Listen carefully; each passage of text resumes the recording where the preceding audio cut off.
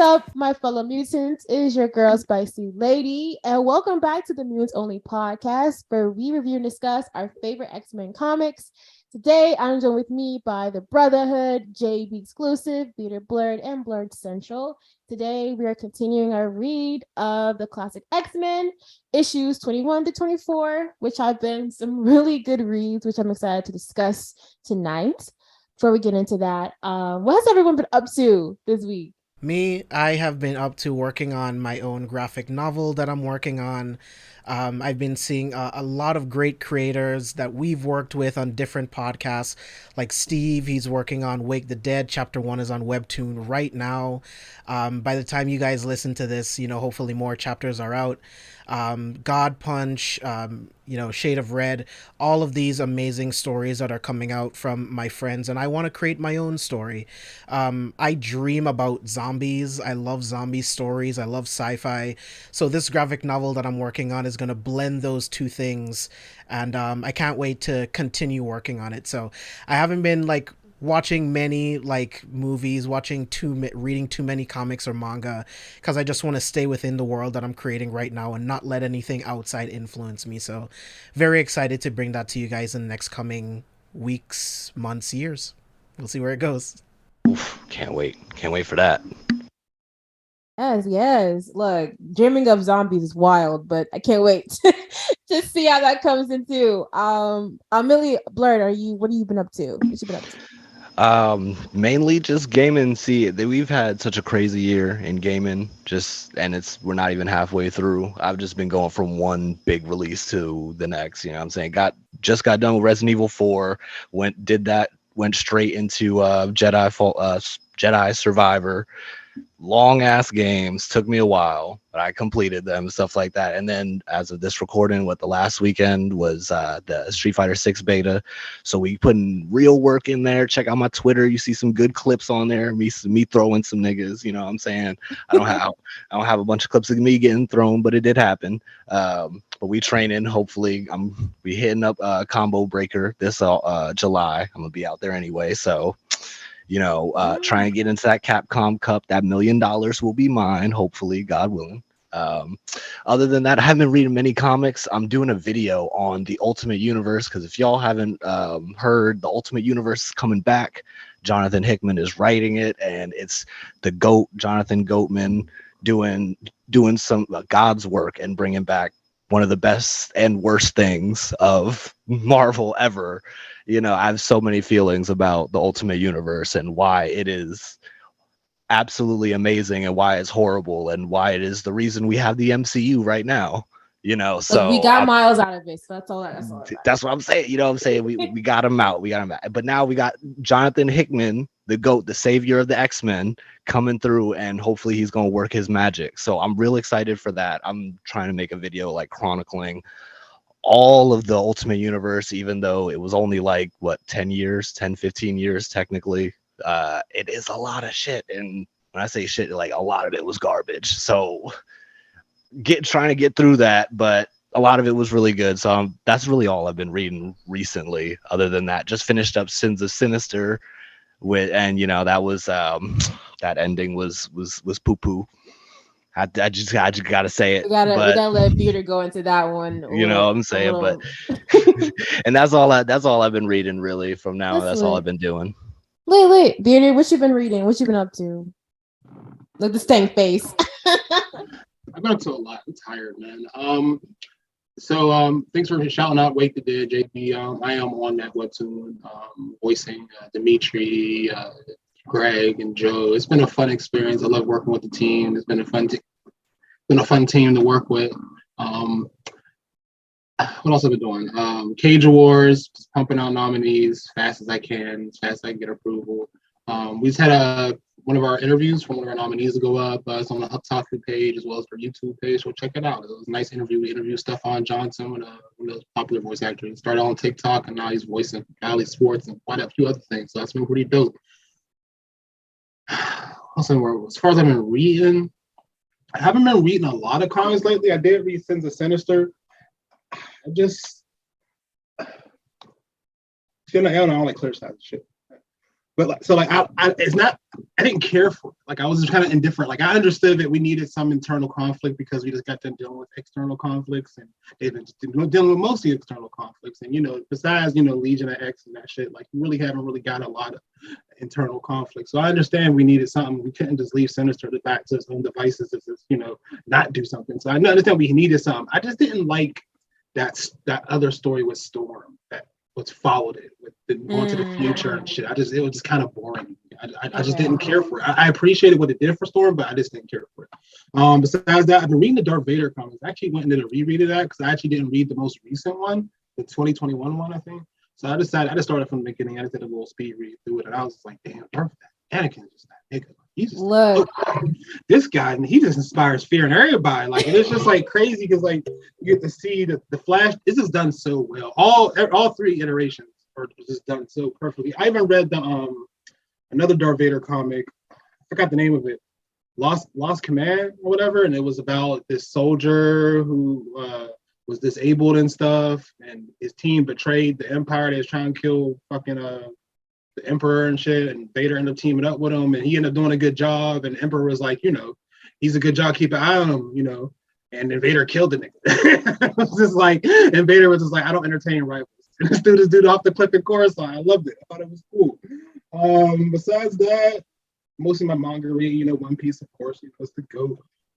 My regular scheduled manga weekly, read Mashal, read Blue Lock, read One Piece. I have been writing, like cool. JB brought it up. I was working on another story before with a partner, but we kind of fell out. But I've been writing a story on the side already called The Pitch. I'm hoping to have it ready for the 2 pitch to Warner Brothers. Hopefully they like it. It takes place in the Hogwarts universe, and it's a sports manga. So it's basically about Quidditch.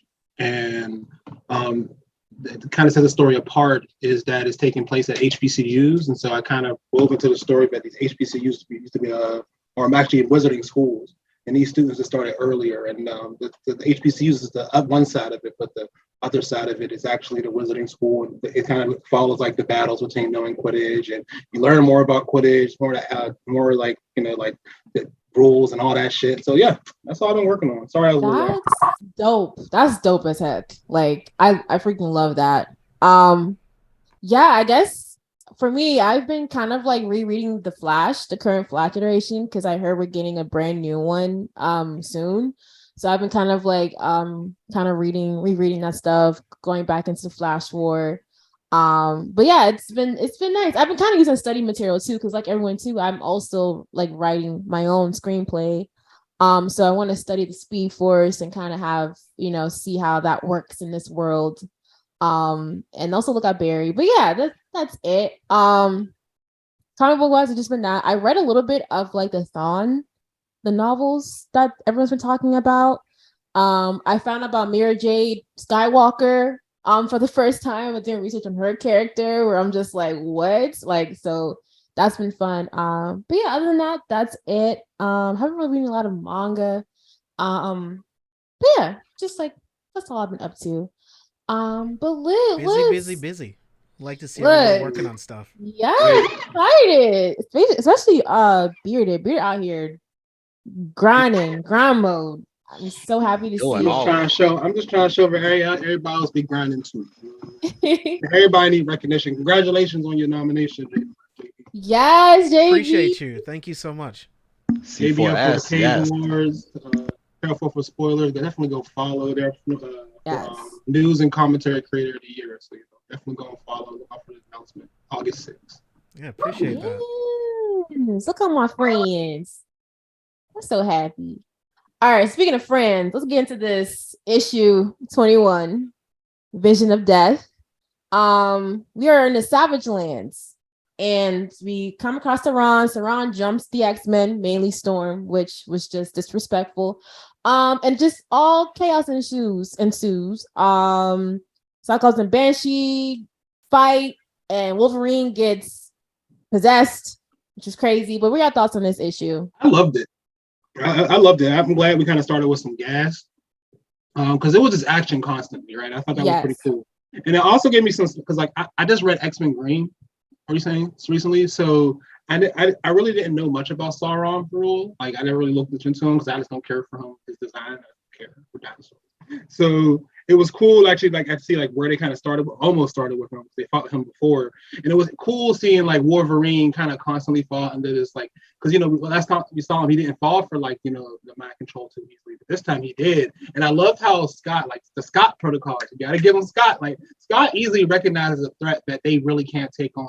And he acted on that shit immediately. He said, "Oh no, like I gotta knock you down, because if I don't knock you down, we can't take you and Sauron." So I thought that was pretty fucking cool. I didn't like how Sauron called Storm a black woman. Bro, literally, that's strike two.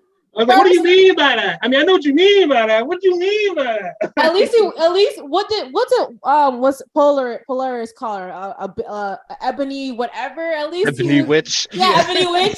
At least he called her an African American. Like, I was just like, I don't know, but yeah, I was just like, God damn it. I think I didn't. The one thing I didn't quite understand, and maybe because I was speed reading through it.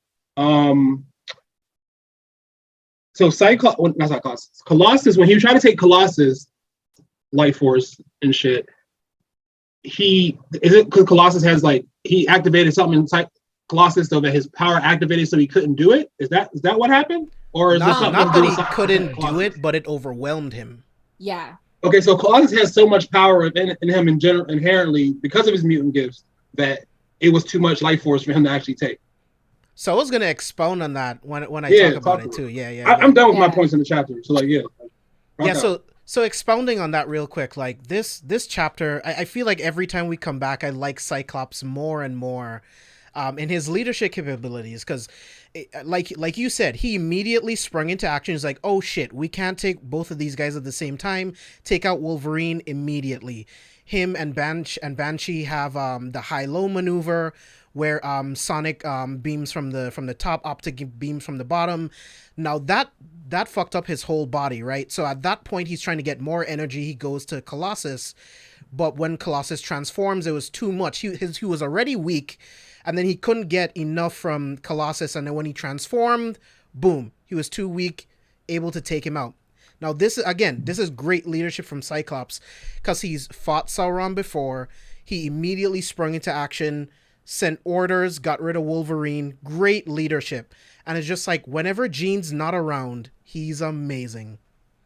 That is one thing that I've noticed. Yes. When Jean's nowhere to be found, Cyclops is amazing as an X-Man by himself and as a leader. I thought that was awesome. Something I thought was really, really funny was when Wolverine calls Sauron like a bargain basement Rodan. That shit, I was like, what? What was actually funny? Wolverine is hilarious. Oh yeah, my God, shout out to Cyclops. Yeah, no, but I agree with you, JB. I liked how when he was trying to get Wolverine out of the picture, how he was like, I hope that's enough force to take, to not hurt him enough with his animating claws. Like, he's testing the bounds of everyone's like ability still. So I was like, okay, Cyclops, that was nice. That was your way of showing consideration for Wolverine's well-being, but still getting him far away as possible out. But I also like the Colossus tidbit, which we're gonna get more into these next few issues, which I'm kind of like obsessing over it. But we're kind of seeing everyone's mutant abilities come into fruition, especially with Colossus, which is what I liked, how all of that power knocked Sauron back, which is really cool to see. But yeah, Millie. I loved this issue. Again, we're talking about the man, the X-Man himself, the big leader, Cyclops. You know what I'm saying? Everybody tries to hate on this man, but this man, I'm telling you, he's MVP, maybe not number one on the charts, but he's number one in our hearts. You know what I'm saying? Every damn issue, you know what I'm saying? But I just like the archetype of just the leader, who maybe not even the leader, but the person who's always calculating, the person who's always on the battlefield, thinking about not just what he can do, but what everybody else can do. You know what I'm saying? This is what greats are like modeled off of. Like when they modeled Deku, they say, yo, look at the greats like Cyclops. You know what I'm saying? Because I don't think I can agree with you on that one, but okay. Listen. Crazy statement. Yeah, I don't know about that one. They modeled Deku off Listen, whole time you think about it. Listen, he a little kid who got his powers up out of nowhere, can't control them at the beginning, And then this whole time he's just studying. He's studious. You know what I'm saying? People be talking about, oh yeah, well, his the mangaka's favorite Marvel comic was Spider-Man. Look, Spider-Man may be an influence, but that is Cyclops, straight up. You know what I'm saying? Peter Parker ain't in the lab all day.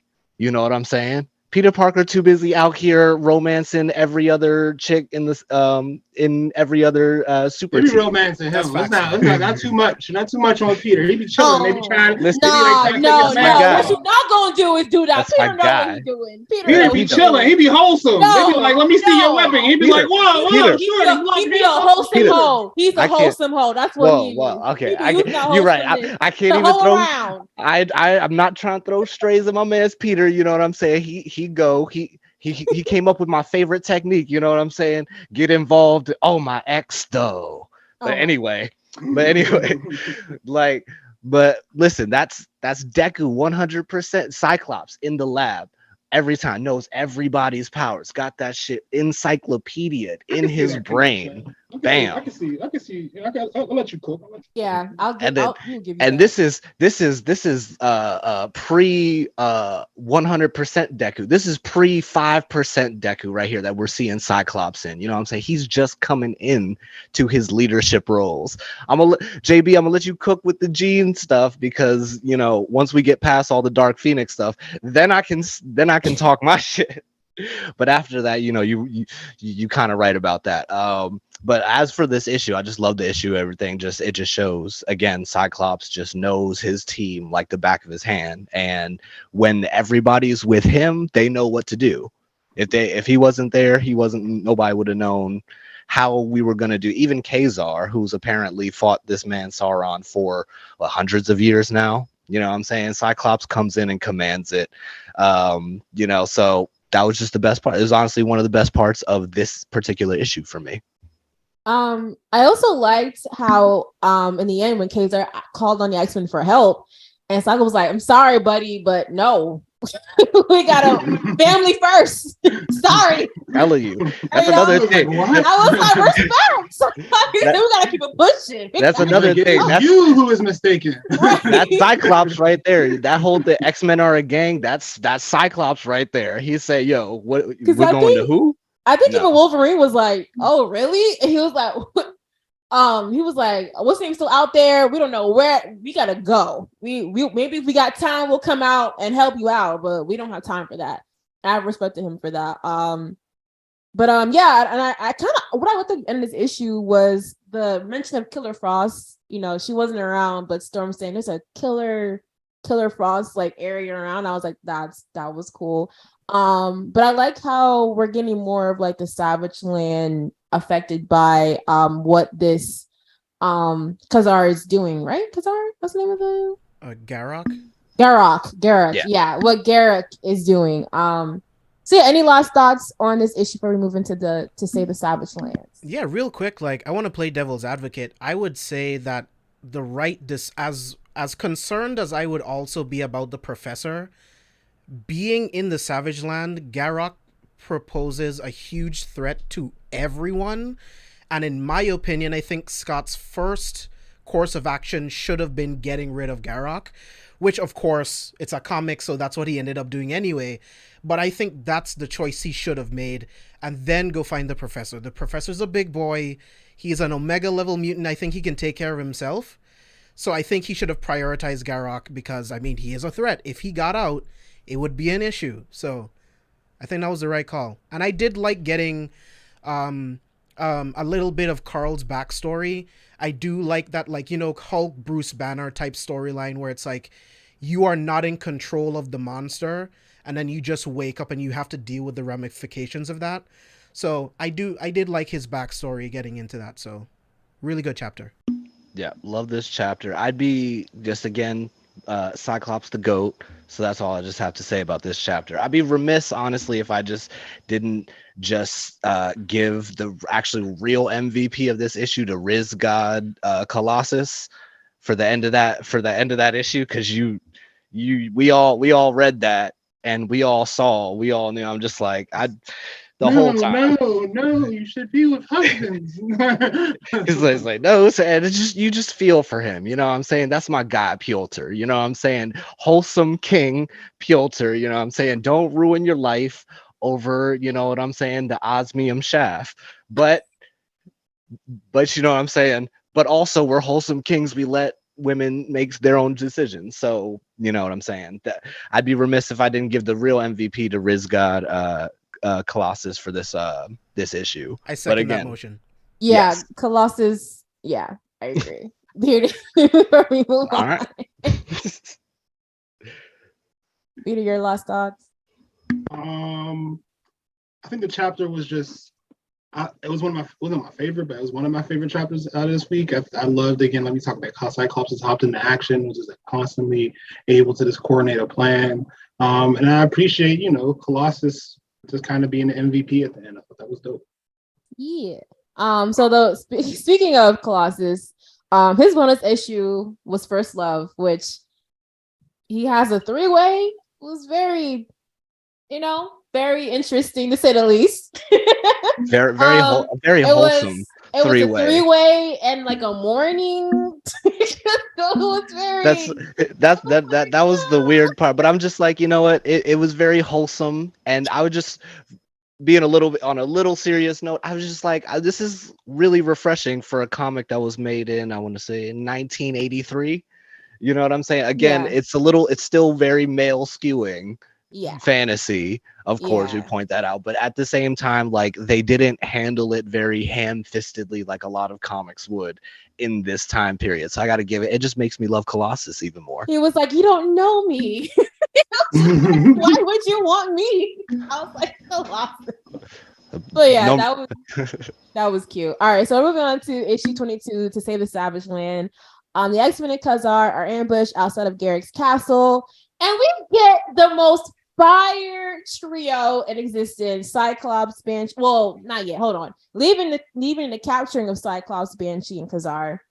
Storm fixes the air to where the pterodactyls can't return. The team set out to save their friends. We got Wolverine, Nightcrawler, and Storm sneaking out in the castle and just being great. So, what are y'all thoughts on that part of the issue? I was probably my favorite parts to see. We'll go with Bearded.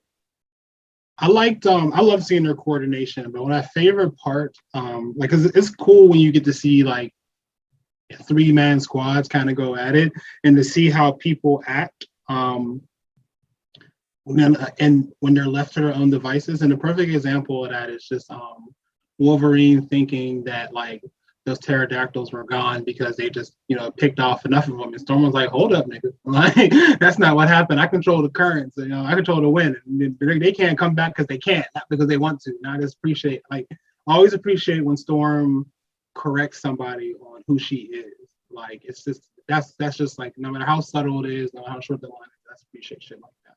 But yeah, that's my thoughts on that part of the chapter. Yes. JB. Again, Cyclops continuing to show good leadership. They did get captured, but because of the scenario they were in, but he continues to show good leadership. They were thrown straight into the shit. It's like, all right, boom, Banshee, you do this, you do this, you do this, like straight up into action. So I love that about Cyclops. I love the first glimpse that we get of this city that Garak just created out of nowhere within a couple of days, like just to show like what his powers can do and the people that follow him, his influence. So I like seeing that. And then Wolverine getting a chance to be a leader himself. Him talking to Zabu to go get help. How awesome was that?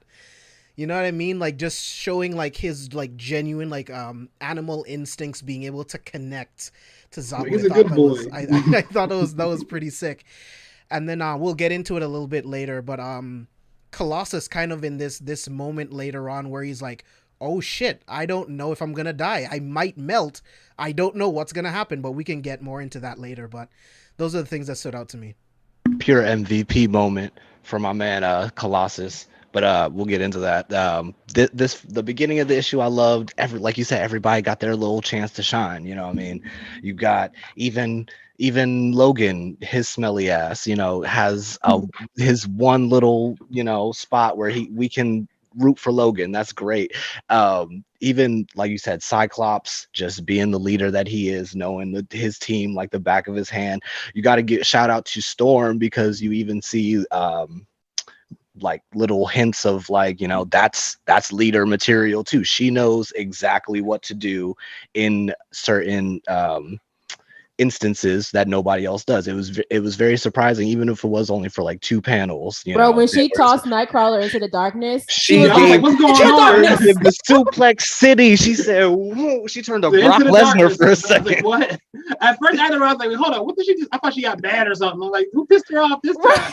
I was like, damn. She's like, "Into the But shadows, Nightcrawler, Wolverine down." I was like, "Oh, she so in her right. She element." I she was just like, "Oh, elbowed him. She just straight yeah, threw his face in the mud and everything. I'm just like, and you think again, because everybody's talking about, oh, that's a goddess. That's a, this perfect woman and stuff like that. She's ready to jump down in the dirt, ready to get you in there, and nobody else knows. Wolverine with all his senses, him able to smell 30 miles away.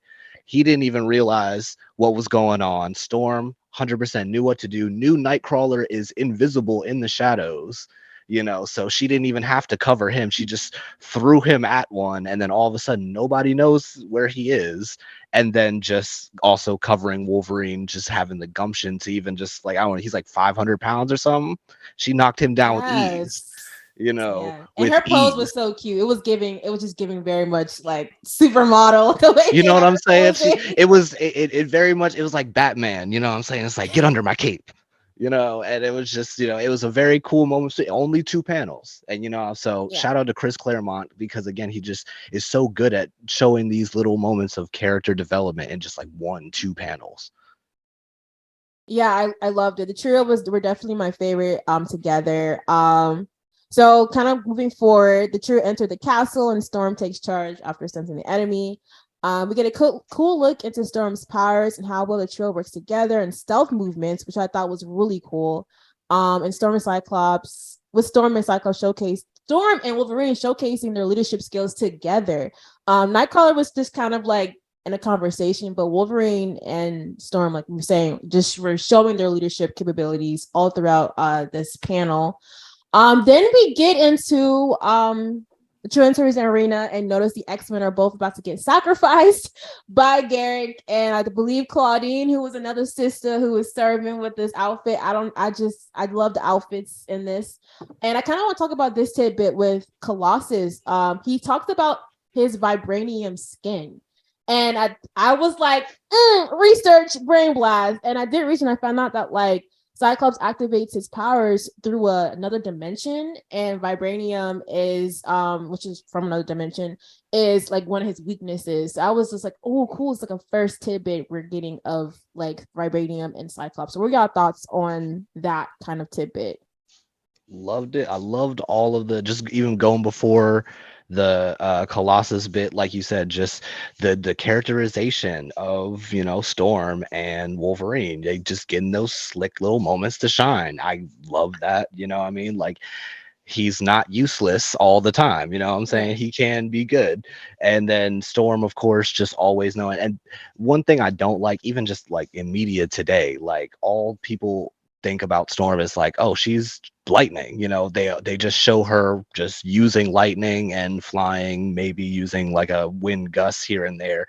In these comics, it really shows like, no, Weatherman. It's kind of like the Flash, where it's like, oh, super speed. You don't think like, oh, this man can actually like run through walls and do all this other stuff. It's the same thing with Storm. She can literally manipulate the air out of your lungs, make it to where you're not gonna freeze to death in the middle of a tundra, just in a localized area. What I'm saying, make it to where little storms happen around their enemies, so they're slightly caught off guard when you're fighting them. Just like little things like that are just so amazing, because it shows like the amazing precision that she has in all of her powers, especially when you go back and show that she had none of that at the beginning. Like, she Right. completely had no control over these powers. So having that character arc of just, wow, going from there to here is amazing. And then we have to get to my favorite part of the issue, was just Colossus, just the fire and everything, even him not knowing these his own limits, because why would he? He's just a small boy from Russia. That's like literally this is his first time out of the country. You know what I'm saying? So, you think he's like this big hulking dude, and he is, and they're, now we know, okay, like fire is not gonna stop, Colossus's skin. It's whatchamacallit. It's not vibranium, but it's another word that I want to say. I can't remember what it is. It will come to me in a second. But the just him having that little bit of worry, but him still having that, stoic look on his face. You know what I'm saying? It's all great. And plus just the art itself. Got to give it to him because like the all pink, all of that was like really, really good. I was just like, yo, you can feel it once he gets out. This man's about to cause some damage, with his osmium. That's what it's called. Yeah, Osmium, Osmi. osmium skin. And the same thing. Yeah. And like just a little bit of lore, little lore tidbits, like exactly what you said, Spicy. Like Cyclops's eye beams actually don't come from his eyes at all. It's Right. his eyes are actually a portal to another dimension Right. that is like, cannot remember it, but it's like concussive force, and that's why later on you see him like redirecting beams and stuff like that, because it's like literally like a crazy enigma Yeah. energy from another And dimension. and it says here, because I did research saying that Colossus psionically traces carbon cells for ionic osmium cells, which are then conveniently located in a different dimension, which I was like, I never knew that about Colossus's ability. I never knew that. But yeah, JB, what were your thoughts on like that tidbit? I know it was small, but like, what were your thoughts on that kind of like, we're getting more of that from Colossus's immune abilities? Oh yeah, I mean this has been a trend ever since we started reading these comics, just getting little extra tidbits of what all of their abilities can do, where they originated from, Wolverine, Storm, Nightcrawler, all of these different things. So in increments, we're just learning more and more and more about what they can do, and no pun intended, but like putting Colossus in the hot seat. Like he's in a magma pit right now, and he doesn't know what his limit is. His body is turning, his metal is turning red hot red, just like burning up. And he says he's not even feeling the pain right now, but he knows it's coming. And even when he feels the pain, what's his actual limit? So for him to just be standing there thinking that this could be the end, Cyclops on the other end of that, like, oh shit, another X-Men is gonna die and I can't do anything. I'm supposed to be the leader. Professor Xavier put me in charge of these people and I'm gonna lose another one. So there's a lot of great character dynamics going on right now. So when everyone else comes in and saves everyone, they just all come back together as a team and just get straight to work. So I just love how everything about the X-Men just unfolds together.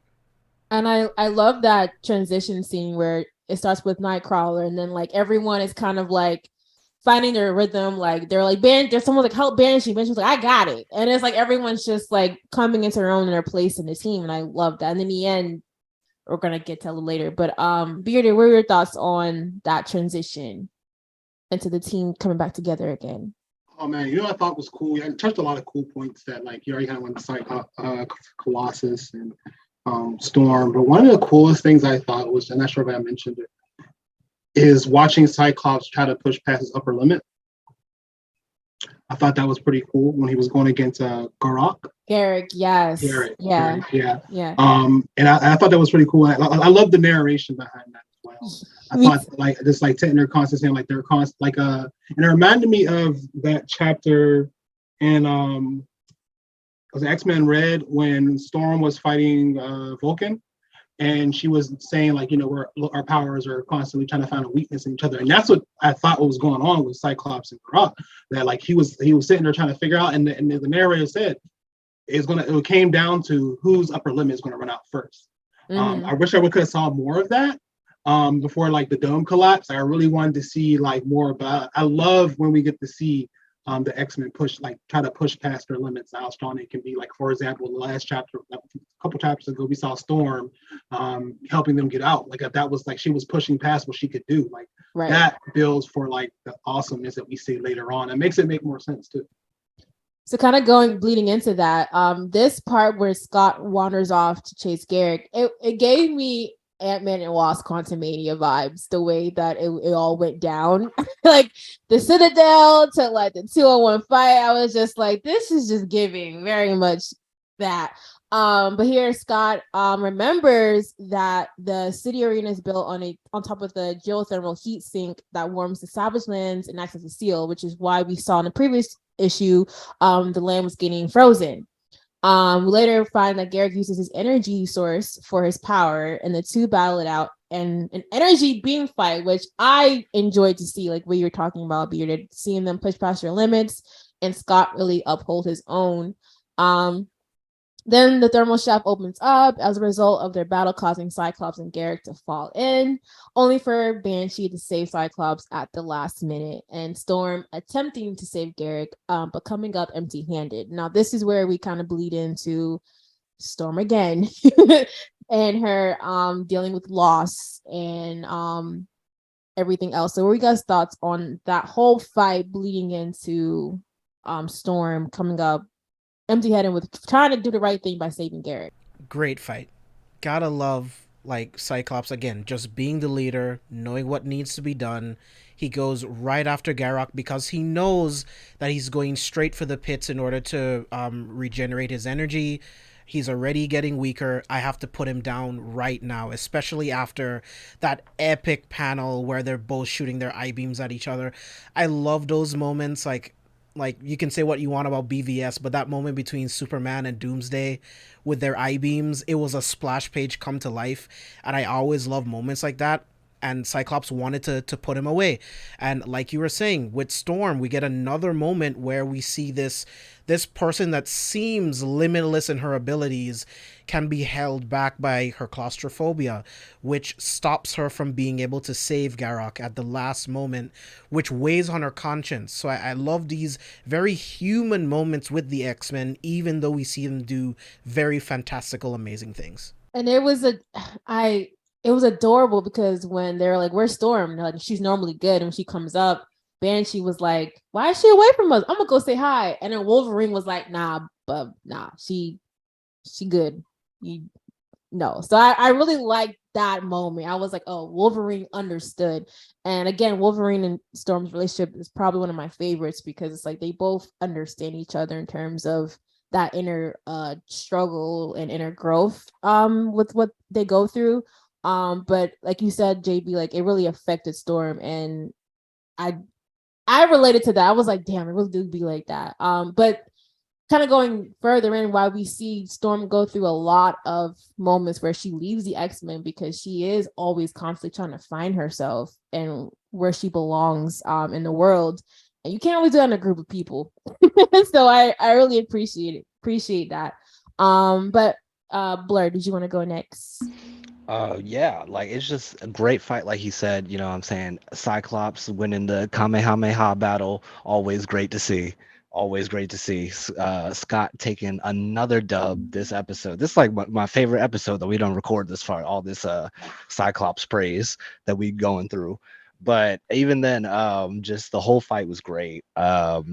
Just like you guys were saying about Storm was it's so great how they can again it's this powerful goddess, you know what I'm saying? And again, we're not meeting her at the beginning of her arc. We're meeting her like smack dab in the middle of her arc, you know, where she knows what she's doing and she's all powerful and she's, you know, omega level mutant and shit like that, you know. So just to see again like very human faults and very human, like again, it wasn't even her fault that she wanted to save this man who wanted to take over the fucking world, you know what I'm saying? Should have just left him. That the idea that she even wanted to save him in the first place, you know, speaks immensely to her character already, you know. So just having these moments of like, you know, fault and like, you know, she's claustrophobic, so she has weaknesses and there's things that actually make her a human character. And these are just like the bare surface level stuff, you know. We haven't even really got deep into her character, which we're going to do in the next issue. But just seeing all of that, and again, like even again, I got to give it to Wolverine, you know what I'm saying? Emotional intelligence, you know, something that he rarely shows, but he did at some, you know, he does at least with Storm, you know, so I got to give it to him. for that. And just this whole issue just bleeding into this whole crazy extra issue where like Storm goes into like a whole, One Piece filler episode was just, I feel like even as wild as it was, just with them using that to bookend after like just put right after the ending of this issue actually made sense. Yeah, and I love how it was just Solace, where she was just like, I just need a break. I need to be to myself because y'all. So yeah, I did. I enjoyed Solace a lot. I like the tidbits of Storm finding herself, and I like to like the pocket dimensions that they were like explaining throughout. I thought that was really cool too. They're like, oh yeah, they're just hitting throughout the earth. That you can just pop into one. I was like, okay, but I thought it was cool to see Storm deal with loss, deal with and another person who dealt with loss. She took down that damn, was it a shark? Was it a whale or whatever to save the I forgot her name, but it was crazy. Her talking with the damn wolf. Like I don't know, it was just Storm Right. was just like living her best life. That's She what I'm was saying. I having a can't grand tell you time. anything that happened in that joint, but I can tell you, like, it just felt like a filler episode of one of these shonens that I watch. She's having a great time. But Peter, any last words on this panel before we move on? Not really much y'all already didn't say. I appreciate them. I appreciate like how when they do chapters with, especially with Storm, where you see her weakened, you also see her confident, you also see her go through loss or like an emotional thing where kind of always kind of ties back into her past, right?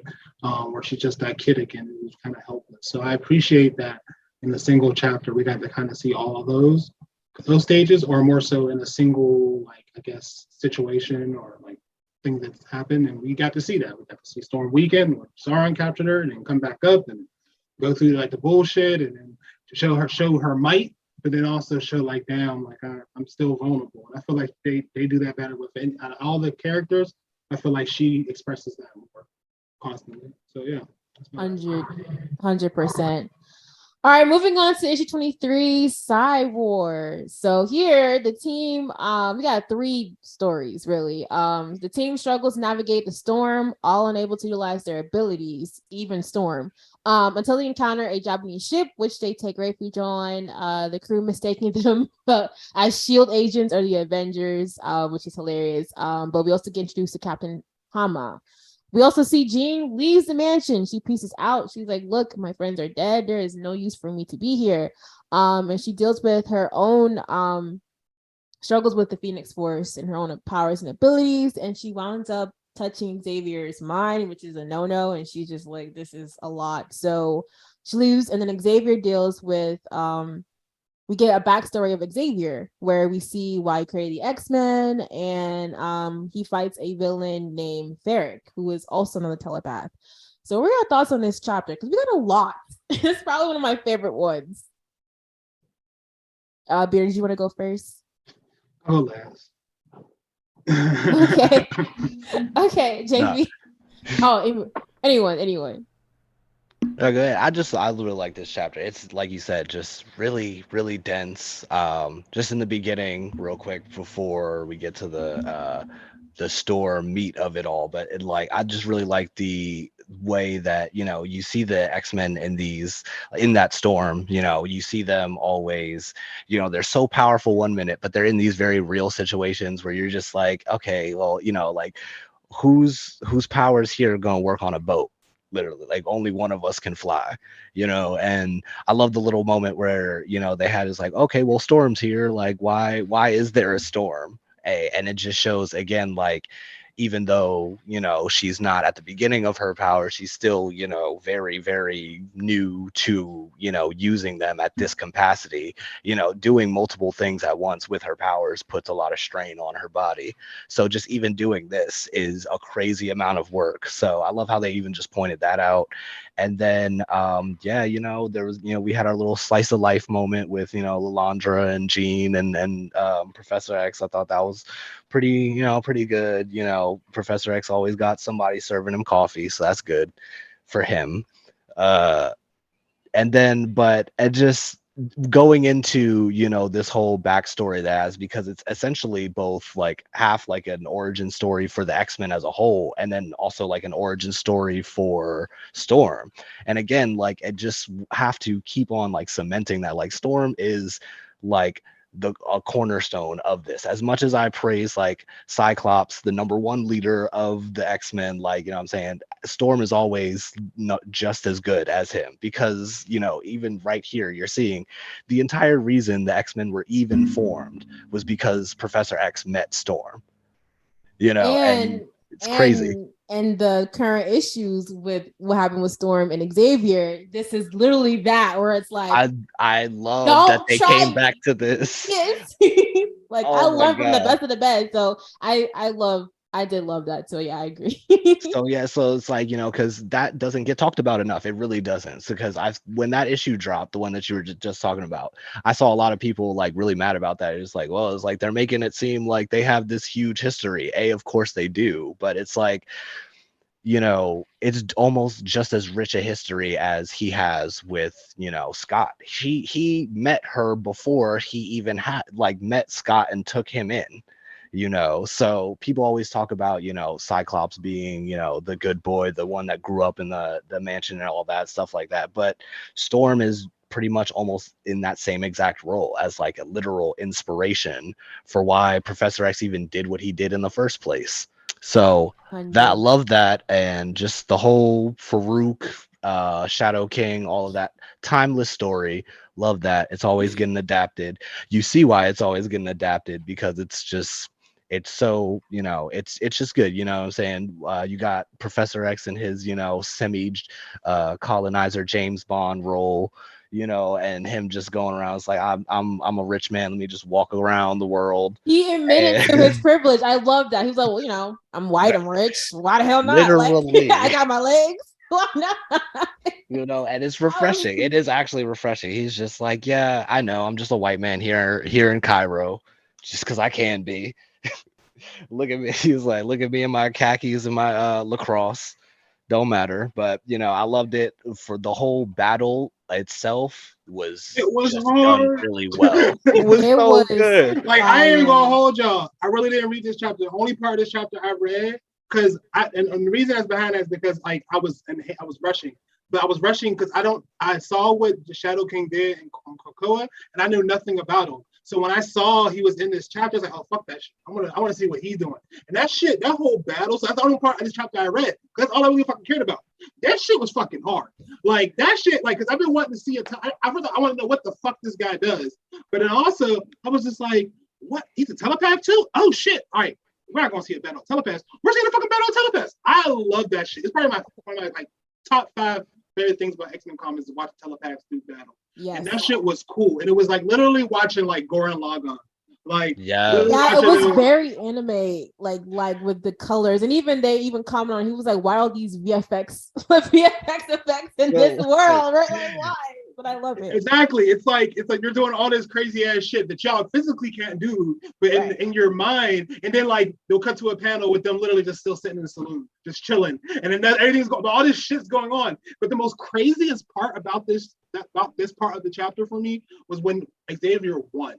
And that little monologue he had there, where he's just like, "Oh yeah, the death was instantaneous, but it's gonna take forever for his mind to catch up to his body." But he wanted to do this shit to me, so I'm gonna do it to you, fuck you, nigga. Like, so it was just like, yo, so Xavier getting real cold. gritty. Like it was just like, yeah, Xavier, that's the. And I'm glad. I mean, this was in his past, but I'm like, this is Xavier. I want to see because you got a power that can fuck niggas up. So I want to see you really fuck niggas up. And I was just happy. I'm sorry, but that part of the chapter, because I just really wanted to know who the Shadow King was, because I was like, why are you killing these kids, bro? Like, this is crazy. Like, but anyway, yeah, that's all I had to say. Bro. No, I agree, and I liked how the ending was just like 3 panels of just stillness of like them sitting in that moment, and then his face thudding on the ground. Like I felt that. I'm ready. I'm like, damn, I felt that impact. And then Xavier just getting up, but like, oh, bro, all right, on his Indiana Jones, like time to go. And then like the woman's like, what's going on? What just happened? Niggas like, yo, what's going on? Like, So, bro, We was just sitting here, niggas. What? But kind of going, he kind of taught Xavier the creativity of his ability though, because even Xavier was like, "What is going on? Like, how is he able?" Like, he's like, "You're only you're fighting this mental mutant battle as a soldier, as a physical soldier. Like, it don't work. There's different principalities up in here. Like, you can literally do back whatever." and like Right. evaluate and clear his mind. And that's why I liked it. It was just like, oh no, like Xavier wasn't always this fucking telepathic god. Like he had to take an L. He really honestly, Xavier really honestly almost took an L here. And that's why I like too, is it's like you almost took an L. And if you didn't really get your shit together, you was gonna take one, and you acknowledge that. And that's what I liked about that part.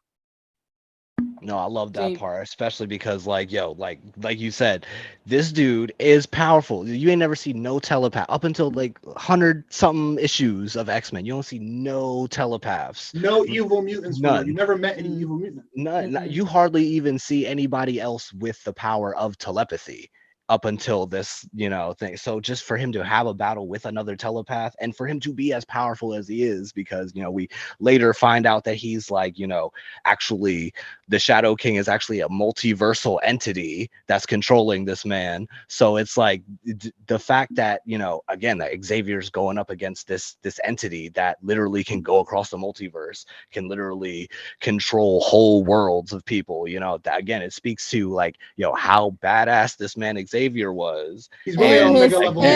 And his son, because that scene reminded me of like a Legion scene where it's like, I was just like, I read Legion of X recently, and I always knew David was that nigga, but damn, that nigga's that nigga. I was say he got it from daddy. It's like, I saw Pops do it. Like that scene with him and Uranus, when they were sitting there, like they really just had a battle, like of wills, and I think that it was just like, they realized that like we both going to die. Like it's just like it was just. I love shit like that. And also reminded me of the X-Men animated series, I think, when they introduced his son and because Myra was holding him hostage and they had to like fight like one-on-one. And I was just like, it's kind of like this, like the way it was happening. I was like, okay, this is fire. But JV, give me your thoughts. No, you're good. I'm pretty much just gonna echo everything you guys said. Like, for me, the second half of this chapter is like top 3 of what we've reviewed so far. Like, I love this for a multitude of reasons. Again, to echo what you guys said, this was in one way an origin story for the X-Men. This was the first encounter that showed Xavier true evil, right? The one that showed him what deadly mutants can really do in the world, something that he wasn't really thinking about until this moment. This was the first time he met Storm, another incredible moment.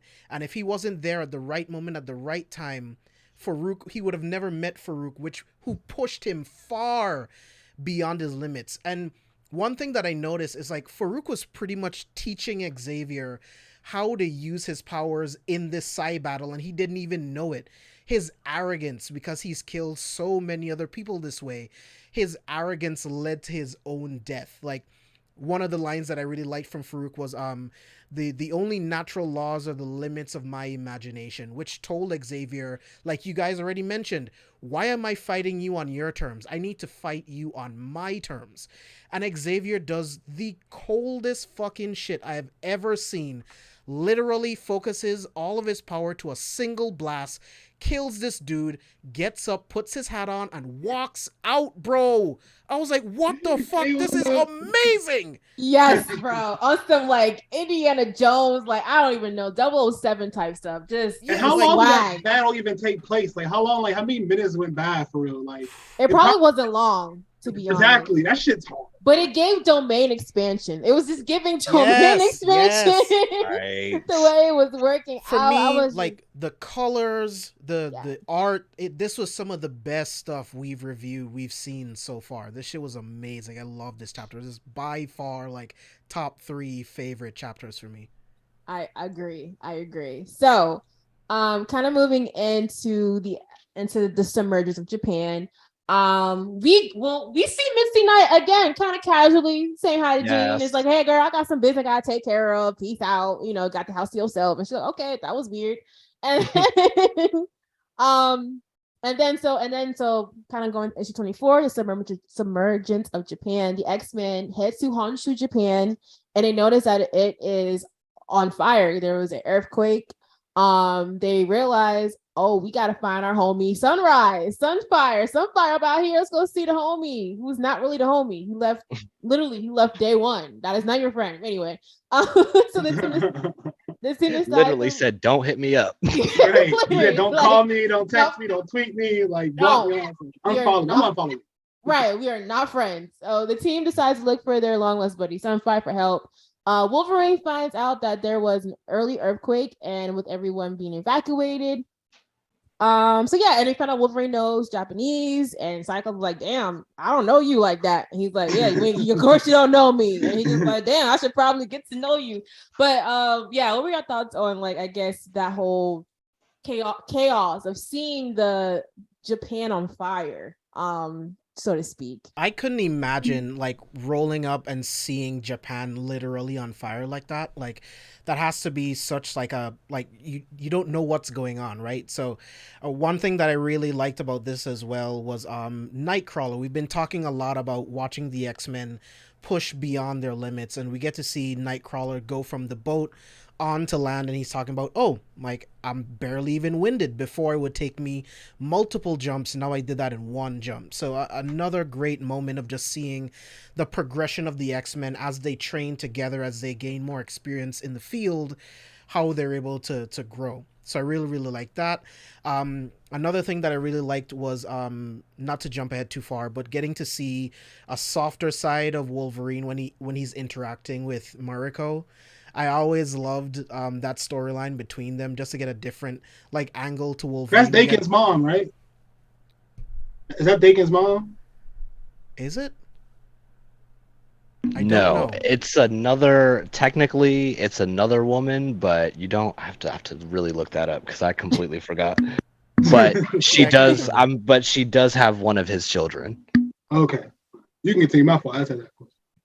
Oh no, you're good. And I'm getting to see like Storm blowing away all of the wind surrounding all the smoke and everything. Like just again another great moment for the X-Men as a team. And then yeah, they're gonna go see Sunfire, who's kinda maybe not the homie, but we'll see. Yeah, Maybe. Definitely not the homie. That nigga said nah. He's not. He made it very clear when they pulled up. He was like, I don't know, y'all, arrest him immediately. But to kind of circle a little bit back, Xavier decides to leave Earth. Laundry was like, look, all your students is dead. There's no point for you to be here. I was like, damn, Laundry, fuck them kids. So literally, she was just like, look, F them. They dead. You can't do nothing. So come with me to my home planet, baby, and let's just live together, be happy together, be my consort. I'm just like, oh, Laundry. Like, girl. Like, listen, this man Xavier just lost his family. we gonna have to call this man Knees Down because he's only dead from the knees down because this man goes. I thought he was gonna curse her out, but he was like, maybe you're right. I was like, wait, what? But yeah, so he's gone. He deleted all his phone numbers. Scott calling home. He like, damn, the phone's disconnected.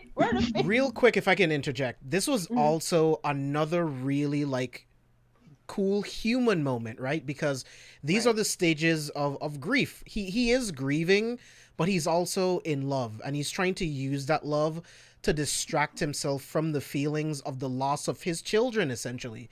Right? He feels like he failed as a mentor, as a pseudo parent, so to speak. And he's just falling head over heels into this scenario to just try to get over it. So he just disconnects all the phone lines, just leaves with Landra. Eventually he's going to realize this is the wrong decision. But again, this is an Omega level mutant, someone that could kill everyone on the planet with a thought, right? But he's still having this very human grieving moment. And I really like that too. Yeah, I did too. I was just like, Laundry girl. So we fast forward back to Japan. They find Sunfire's house. They found out he's part of a really major wealthy family in Japan. And Sunfire was like, what y'all doing here? And they're like, you need help? And he was like, no, arrest y'all immediately. And then we see Misty Knight, and she was like, boy, stop, which was nice. You're doing the most, boy. Right. And I love the cameo because I love how, like, again, like back in the day, they really worked hard to make shit make sense, because there's a reason why Misty Knight is there in the Heroes for Hire / well, I guess at that point it was Sisters of the Dragon, like her and Colleen Wing. But that whole storyline, like Japan is burning. She's going there because Colleen Wing is going there because, and the heroes and Luke Cage and Iron Fist are both going there. So, and she's dating Iron Fist right now. So it's like it all connects. And you see Jean there, and she's like, "Oh, hey, I'm doing my white girl thing." It's like, "Hey, yeah, cool. I got to be a superhero real quick. I know you quit that." And but it was cool because we Yeah. found out Colleen is part of the Daimo, and she's also samurai. And I was like, oh, that's cool. And then here goes, Sunrise being misogynistic and all that fun stuff that he is. Love it. And then not Colleen flirting with Cyclops. She's like, he kind of cute. I'm like, Colleen, focus. No, leave that man alone. He's going through enough. All you can see is chin. I don't get it. She said that's a strong chin. That's a strong chin. But I do like how, and then kind of like what you were saying, Blurred, where Misty's on the phone with Iron Fist, and she's just like, it's a mess over here. But we get a little more tidbit into kind of why she's here, but not really. But there's also other things going on in the shadows. There's a group of people who are seem that they want to overtake the mutants on this in Japan. So yeah, what were your guys' thoughts on kind of like this little like chill area, and then we get into like Wolverine with I forgot her name. Mariko. So I thought it was cool. Them being reunited with Sunfire first and foremost. I thought that was dope. Appreciate that Sunfire is also another consistent character. Even to this day, as far as how stoic he be and how stoic he can be, and how blunt and how like irrational he is. Like the sun. So like I definitely I thought that was pretty cool. I also appreciated the so we're not going to Wolverine yet. I didn't really care for the so I guess I can wait. I thought the thing about them flirting was cool, and it was just like fan service. I was just ready to get to like the action. But yeah. I was like, y'all are talking about important family lineage, and then you got Colleen saying, "Oh, Cyclops is cute." I was like, "No, please, let's talk more about that." I didn't. One thing I didn't know. I didn't know Sunfire because I just haven't looked much into Sunfire. I just knew he was Sunfire, and was just like, all right, cool. But like, I didn't know he was rich. Like, I didn't know that like he was like like that kind of guy. I remember I read a What If with him. He became like Emperor of Japan, so I should have known already. But like, besides that, they kind of insinuated when Xavier came to get him that he was from like at least a well-off family, because like he was like literally in like a mansion. So I was like, oh, what does he do? And they kind of like skip over. So here we're kind of getting more backstory into that, where he's probably one of like the noble families in Japan, which is cool. But yeah, JB, any thoughts on all of that leading up to Wolverine? Yeah, I love that Misty Knight is working with the Prime Minister. I thought that was really, really cool. And also reining in Sunfire, who just wants to arrest the X-Men for no reason. It's like, dude, why are you such an asshole? Like, they want to help. Like, why are you such an asshole? I get being a man of pride. You have your own principles. You left for a reason. I can respect that. But it's like, dude, come on. Like, your country is literally on fire. They're trying to help you, right? Like, get over yourself. But again, that's why I'm glad Misty Knight's there. We're again working with the Prime Minister and them trying to work together to save Japan. I like that little section there where they're all together in the same room. I like these little, I don't want to call it a lull moment, but I like these character moments where we just, because I love action, but I love watching the X-Men and other characters interact. I agree. All right, so let's get into the main topic, Logan. And first of all, before that, I love how everyone's speaking in Japanese, and Cyclops is like, "Where the hell is Wolverine? I don't know what is going on." He's like, I need an interpreter. What the fuck is Sunfire going on about? Exactly. So, and then we see Wolverine being stoic, and his stoic nature is going to the garden and finding a beautiful woman there, and he's just like, "I can't spook her. Gotta be nice." So, your thoughts on their interaction? I mimic what JB said. Like, I thought it was a really cool moment. And it like shows like, I feel like if you was to put like out, like, because you can hear the tone in his voice, like but he talks to women totally different, like women who aren't a threat, totally different than he does to regular people. Logan don't really like niggas. Like this Logan right now, he don't really care for men. Like, he don't give a fuck about men. But a pretty lady come, he gonna talk to her. He be like, "No, I speak Japanese. You can come." She's like, "Oh no, you can stay.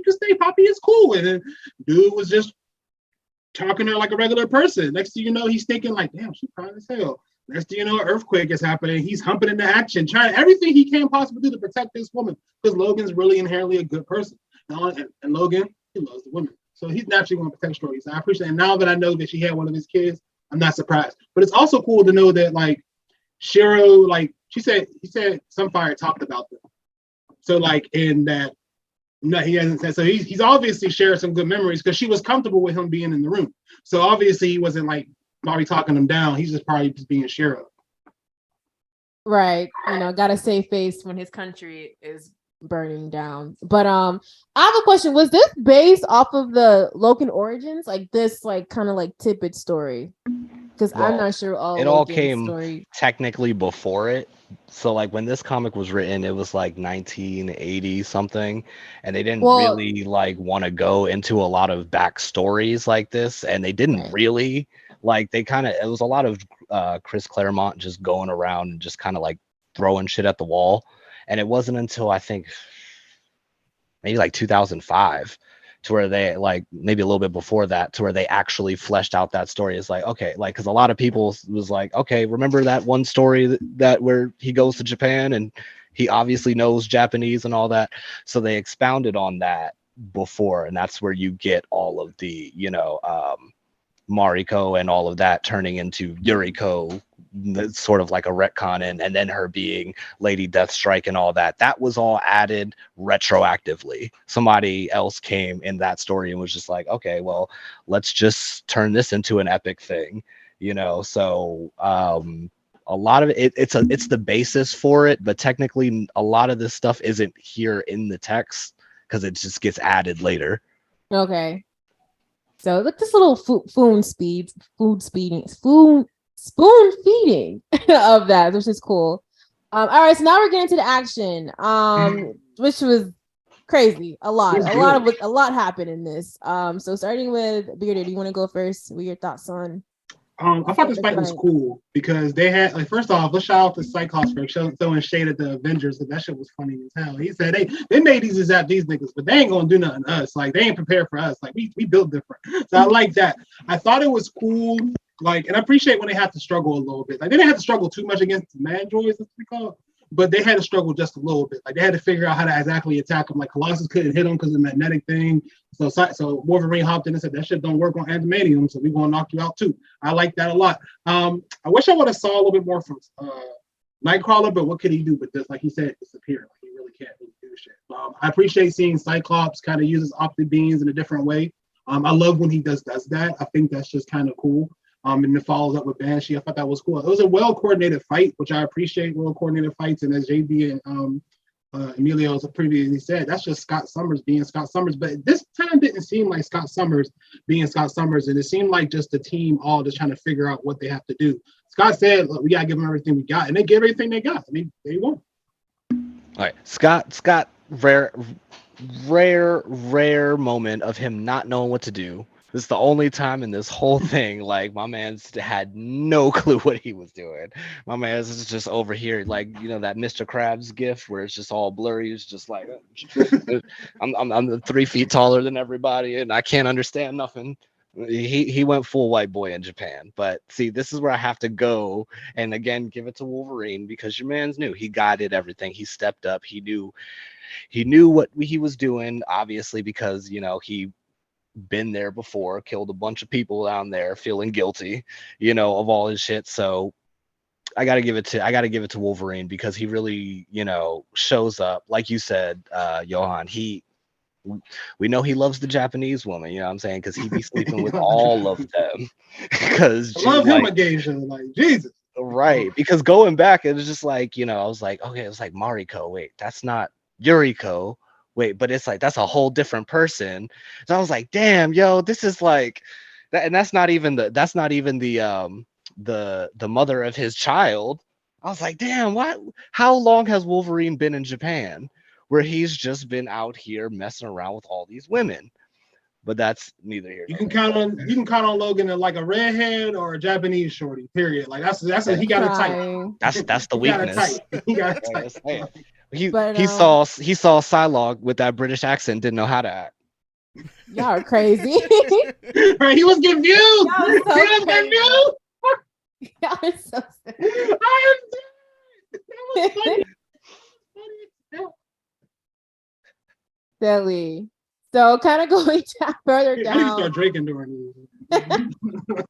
Sunrise actually burns one of the men in the robotic suit, and then I like how Storm comes in and just like immediately cools it down with water and it just destroys. I was like, okay, teamwork. Right, science. Bill Nye moment. I love that. And then Cyclops wanting to be a freak, the Colossus being a freaking zombie, like in a horror movie, coming up out of the ground and taking the whole truck down. I thought that was funny. They're like potholes. It's just his arms, showing just his arms coming out of the ground. Thought that was cool to see. And then we get introduced to like this character called I don't know what their name was. Carl Winslow. Moses Magnum, Master of the Magnum. He said Carl Winslow. Winslow after He's so annoying. He did a 6-week challenge and came back with a vengeance. So that's all that nigga was like. That's Carl. I was like, who is this black man who wants to sink Japan? What Japan do to you, sir? But we all thought that because he went to Japan and couldn't bag no gauges, so he's sick. Oh my god. Wolverine didn't pick all of them. Y'all are so silly. JV, please. Yeah, I love this. Just like getting back into the battle just a little bit. Like I live for those combo moments. Like I love that eventually Cyclops figured it out. He's like, okay, I need to change my blast to a pulse to generate a very specific frequency and then use Banshee's sonic scream in order to destroy the armor. Like you guys already mentioned with Storm, you got Sunfire superheating the suit, then rapidly cooling it so that they can become brittle and it can break. I love those team moments. And then, we get the introduction of Moses, who wants them to turn over Japan to him in 24 hours or else he's going to sink the island. And I'm like, my first thought was like, bro, if you sink the island, what are you going to rule? You're not going to be able to rule shit if you sink it. So it's like, you're going to hurt yourself too, but all right, cool, bet. Go off. Yo, bro, I forgot his name was Moses. I thought you was cracking a joke. That's really his name. No. I'm crying. I didn't even think of that, dude. That's hilarious. And that's the thing with these early like villains. I feel like they don't ever think their plans full way through. It's like, I just want to destroy. That's it. And it's like, reason out the window. I don't want to hear. I just want to destroy things. It's just know how strong you got to be to put your hands out the ground and stop a garbage truck, bro? Bro. Colossus was funny, but yeah. But that's the cool shit about X-Men comics, though. And that's why I love Scott's comment more, because they fight totally different, right? Like the Avengers are really they're the cops, bro. Like that's just really what the Avengers are. They're cops. Right. They're trying to disarm and they go on at an enemy with billy clubs and shit. And yeah, they coordinated and stuff, but they got their formations. But I feel like with the X-Men, hands down, they have so many tools at their disposal, and they know how well their tools interact with each other. They're not just beating someone down, they're weakening them and beating them down at the same time. And they're really a lot of times obliterating motherfuckers. So it's just I love when he threw a shot at the Avengers. I don't got no hate for the Avengers. They just kind of they're the cops. I don't care right. No, I agree. And I like how they're always getting compared to them in S.H.I.E.L.D. It's just like, we are not them. We are not. We never will be them. And Beast had to learn not the hard way. Beast had to learn not the hard way. You got a planet, nigga. Get the fuck out of here. Beast trying to come in. He's like, I got my Avengers members card. Right, nigga, your money's no good here. That's pesos, nigga. What are you doing? Your skin is blue. You look like an animal. Get out of here. It doesn't matter. That's funny. Got caught out because he stays flexing his Avengers card even to this day.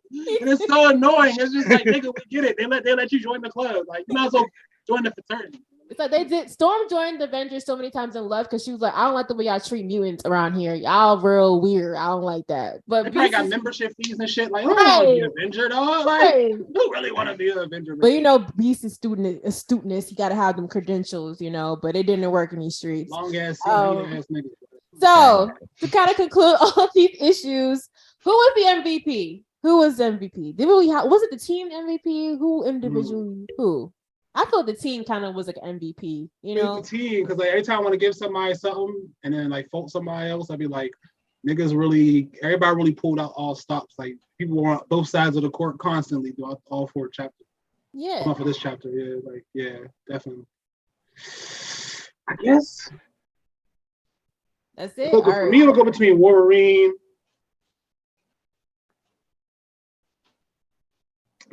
How I give it to Wolverine first. Wolverine. Listen, the Scott Summers slander There is we go. fucking There you go. egregious. Cyclops Crusader. All of y'all, all this whole episode, and y'all over here is like, I don't know who's the MVP. Scott, nigga, it's Scott. I can't believe I'm saying it. I'm giving it to him again. Scott is the MVP of this episode. Now, when Jean comes back, we'll see how that changes. But for now, he's putting in the work. He is an amazing leader. He showed great leadership over these chapters. I am very impressed with Scott right now. Listen. Crazy. They'll go celebrate for a week and now he getting awards. It's crazy out here. Oh my God. That is the problem. Whole snap. Let's see how he handles fucking Carl Winslow. All right. Let's see how he handles Mr. Jefferson in the next 6 run through. Let's see what happens. Bet Moses sent his ass across the Red Sea. Fucking tired of y'all. Oh my God. Cyclops and shit. You're terrible, man. Hey, first of all, everybody would be dead 30 times over if it was y'all. Don't try to give my man's no type of credit. These are facts, but I'm tired of it. Give it to him. Gene come around, he's gonna lose all his damn sense. He makes a reference to Gene, I think, in like the previous issue where he was like my girl is dead and I feel nothing. Wholesome king right there. He was just like, what is wrong with me? And it's just like Colossus. Nigga going on a 90-day fast because he lost his girlfriend. Oh my God. Wholesome king. Put the crown on him. Well, we will give MVP to Cyclops. Oh my gosh, so many freaking seasons. You said it right. You right. We're gonna get it. We're gonna give it to Scott. Scott got it this time. We'll see with these next few issues. But yeah, I think my favorite issue would have to be Cyborgs. I think everyone can agree there that was definitely the most enticing visually and fire and like ability wise, all of it. It was definitely in its element. Yeah, y'all didn't read the ending chapter to this chapter at all? Did y'all? I didn't read it. I didn't. I only read Solace and I read the one with Cyclops in the little. No, was that the one with Nightcrawler? No, this one with Jean cheating on Scott with some she on vacation. I don't like watching Jean with anybody but Scott and Logan.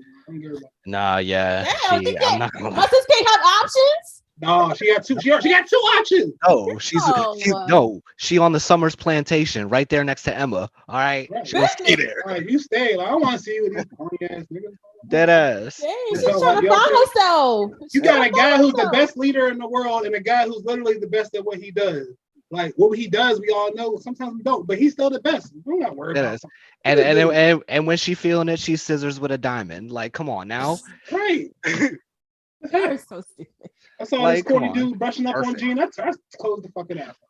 I had to slam the book. It wasn't even a book, but I had to slam it. Like F this shit. But yeah, that is any last words on any of these issues? Any final words before we close things off? Everybody give y'all socials. I appreciate the level of action and story that we got. For once I wasn't disenchanted by the dialogue. Usually in these chapters, like I've been complaining about it, like this is some fucking hard reads. But I actually wanted to read these chapters. I actually enjoyed reading these chapters. So like that's I think that's my biggest takeaway is like they killed it with balancing dialogue, backstory information, and action scenes. panels. Like, love, that's the best part about, getting into progressively just knowing these characters more, because it feels like going forward from here, it just ramps up. You know what I'm saying? You got your little side stories, you got our little filler stories here and there. They about to smack up Moses real quick. But other than that, like, we're really getting into the stories right there. I think we're like 10, 15 issues down from, us seeing some real Dark Phoenix action.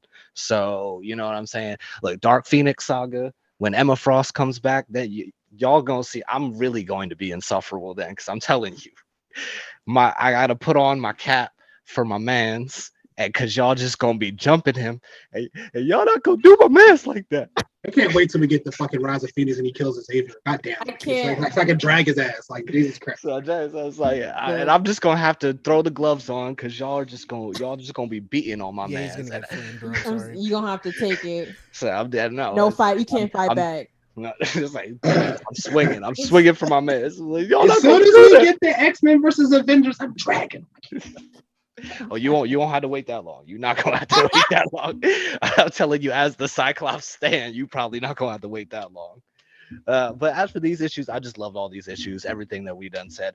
The one side issue that we didn't talk about, the Nightcrawler. I don't know what it's called, but I want to call it like just Nightcrawler Jones, like Indiana Nightcrawler Jones. Yeah. Like that just was good. That there's not really much to say about it other than, you get to see my man's Kurt in like his little safari hat, doing his indie shit. And I just thought that was really cool. That was a real pleasant side story to read. So I had to throw some, praise on that real quick. Other than that, yeah, like just like Johan said, it was just so much less dialogue. Not even that there was a lot less dialogue, but it was just dialogue that it felt like not such a slog to get through. And knowing what comes after all of this, I'm like, okay, so I'm excited, because I'm like, okay, we're really about to start ramping it up here. Yeah, a common theme for me that I really like is just watching characters progress, man. Learning more about these characters, the origins of their powers, watching their training come to fruition. I just love watching them work. I love the X-Men. I love doing this podcast. And again, just watching them grow as people.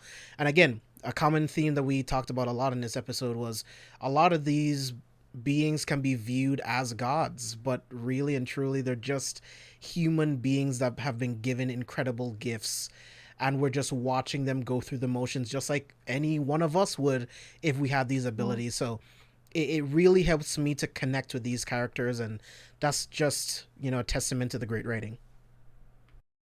And I couldn't have said that any better myself. And that's literally the whole reason why we started this podcast, is just to look at these amazing, extraordinary people who are just given these gifts and are doing the best that they can with it, as we all do in this life. But that concludes tonight's podcast. If y'all want to give everybody y'all socials, let people know what you're working on, starting with JB. They kind of already know, but anything else?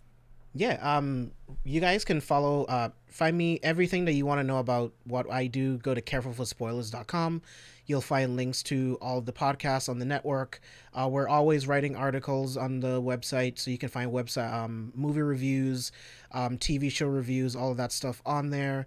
I'm also doing car show videos, so check me out on YouTube at Fitment Flicks. We actually just passed 97,000 channel views. We've only been doing it for like 7 months, so this is like really cool to see the recognition. The last video we did just passed 40,000 views, so like it's been really fun. It's helping me stretch my cinematography skills, capturing these cars and different things in different moments. So it's been a lot of fun. Can't wait to do more and then translate that to shorts and then feature films. So very exciting. Which have been fire. I feel like every video you post on there just gets progressively better. Like just cinematic. I cannot speak tonight, but yeah, I'm trying to cinematic. Thank you. I appreciate it. No problem. Make sure y'all go follow. Bearded, tell the people what you've been cooking up in the streets. If you want to find what I'm doing, follow me at Bearded Blurred on Instagram, Bearded_Blurred on Instagram, or Bearded_Blurred with 2 D's and a 1 on Twitter. Follow the Cage Awards at the Cage Awards, just how it sounds, CAGE. We got more stuff coming out, some more interviews. Definitely follow the sponsors: Otaku, Worst Gen, Land Party, Analytical. I think I'm forgetting a few. Blurred Official, Blurred TV. Follow all my sponsors. Appreciate it. Hidden Nerds in Charge, my main sponsor. Can't forget them. Paying the money. But yeah, definitely. Follow them. That's a land party. We gotta have Greg on here one of these days. I know he's a Doom fan. You might have to have a podcast. That's funny as hell. I talked to Greg once, and I was like, "This dude's hilarious." He is funny. I was like, "Yo, he's a real nigga." I fuck with him. All right, Blake.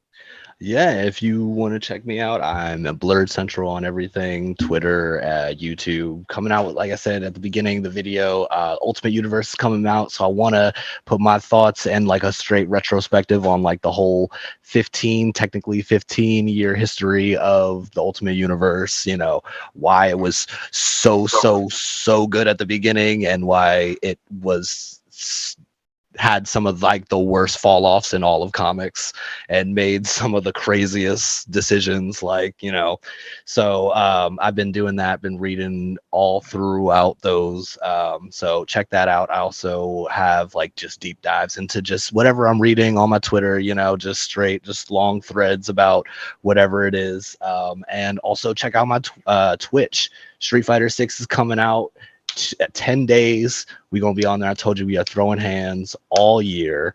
It's gonna be Street Fighter 6 going straight into Mortal Kombat 1, going straight into Tekken 8.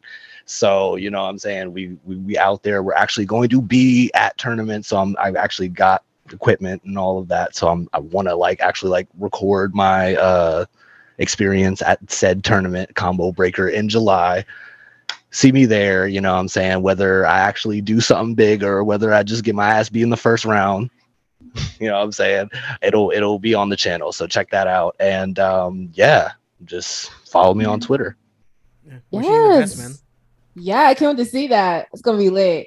But yeah, you already know. It's your girl, Spicy Lady. You can follow me on everything, Spicy Entertainment on TikTok and Instagram, Spicy Lady ENT on Twitter, Spicy Lady Talks on YouTube. I got some things cooking. I got a lot of things because I gotta start recording. And also check me out on Twitch, Spicy Lady Gaming. Tuesday nights we have our podcast, me and Vash. We talk about anything new entertainment, and then the rest of the week I'm just gaming, having fun. And also check me out on Off Black Magazine. I write a few articles on there for our dog Aaron from Black Anime. Check out them, check that out. But yeah, it's really great podcast. I appreciate y'all for listening, and remember to always be mutant and proud. Catch y'all next one. Peace.